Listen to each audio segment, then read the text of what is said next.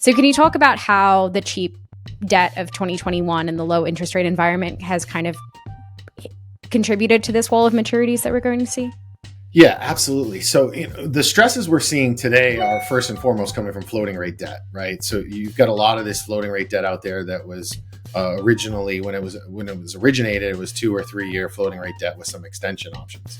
And a lot of times you'd have the borrower would purchase an interest rate cap on that. So what's happening now is these interest rate caps, which are just protection for higher interest rates, just like they sound, they're rolling off. But when you were purchasing these things 2 or 3 years ago, when interest rates were pegged at zero and rate volatility was so low, these were extremely cheap to purchase. And now what's happening is something you might have spent 50 or 100 grand on, depending on the size of the interest rate cap, is going to cost you millions of dollars. And a lot of these borrowers can't afford that. So they're having a really tough time, making a decision.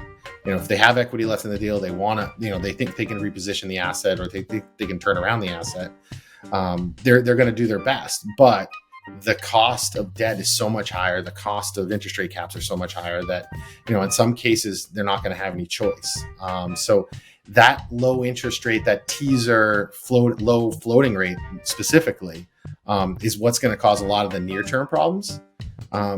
Your traditional CMBS conduit fixed rate loan, that's 10 years. So, if it was issued in 2021, there's still plenty of time for these things to work themselves out in a good fashion for the CMBS trusts and the sponsors and the borrowers. So I think the fixed rate debt, there will be issues for sure, but the majority of this stuff is 10-year fixed.